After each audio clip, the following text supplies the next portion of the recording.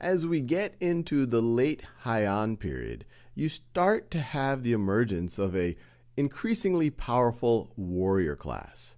And all of that comes to a head in the year 1185 when the Heian period ends, and a general by the name of Minamoto Yoritomo comes to power.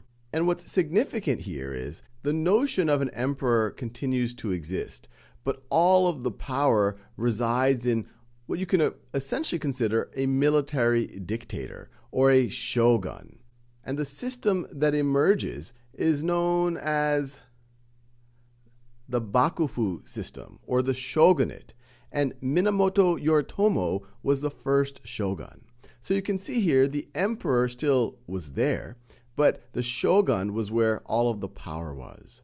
And this is really the beginning of medieval Japan. It's the beginning of the Kamakura period, named for where the capital of the Kamakura period was. Now, what's distinctive about medieval Japan and the Bakufu system is that it becomes much more decentralized than what we had under the Heian period. It's often called a feudal system because it has parallels to what was going on in Europe at around the same time, where at the top you had this military ruler, the shogun, and then beneath the shogun you had this decentralized structure of these lords essentially that controlled significant regions of Japan. They were called the daimyo, and there were roughly 300 daimyo in Japan, roughly county-sized districts. And the daimyo, in order to conquer land or to protect their own land, they would support a warrior class known as the samurai. And so they would take their agricultural surplus from their lands and use that to support this warrior class. And this warrior class, the samurai, they were analogous to knights in medieval Europe. And just as the knights had chivalry in Europe, the samurai in Japan had Bushido, which eventually emerges as their code of conduct. Despite that decentralized nature, they were able to fend off invasions from Kublai Khan. So as we've mentioned in other videos, in the 1270s, Kublai Khan is conquering much of China, and he also attempts to conquer Japan. This right over here is a picture of the Mongols shooting arrows at a samurai warrior. Now, one of the key factors that keeps Kublai Khan from taking over Japan is on two different occasions as they send their boats from what we now consider to be Korea to Japan, they encounter significant storms that destroy most of the boats. And so the Mongols who are able to get to land are significantly depleted and they're pushed back by the samurai warriors. Now, the Kamakura period continues on until 1333, when there is a brief, only a few years, restoration of the power of the emperor.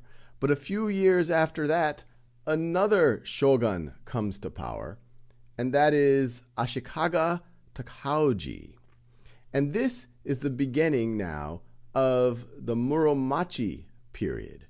The Muromachi period is often known as the Ashikaga period or the Ashikaga shogunate, but it's named Muromachi for the district of Kyoto at which it had its capital. And even though over the course of the Muromachi period, the emperor at different points was subsumed into the power of the shogun, this is considered, especially the later Muromachi period, as one of the more fragmented times of Japanese history. You had many civil wars, you had a lot of internal conflict. And it was only at the end, as we get to the end of the 16th century, that Japan gets reunified. And one of the key factors that allows it to get reunified is that in the middle of the 16th century, Portuguese traders show up and they introduce guns to Japan. And one daimyo in particular is able to take significant advantage of those guns, and that is Oda Nobunaga. Oda Nobunaga, as I mentioned, was a powerful daimyo, one of these lords who controlled what you can kind of consider to be a county of Japan. And using these guns, he's able to put most of the other daimyos, most of the other lords into submission. And he begins to significantly unify Japan. Now, he is eventually assassinated, and his successor, Toyotomi Hideyoshi, continues to unify Japan even further. When he dies, Tokugawa Ieyasu takes power, and he's able to consolidate even further and definitively becomes the ruling shogun of Japan. Now, even though this period that we're entering, the Edo period, and it's named for the castle Edo from which the Tokugawa shogunate ruled, even though this continues to be a shogunate with a shogun in power at the top, the Bakafu system, the reason why this is considered the beginning of the modern period or the early modern period is that Japan was finally unified again.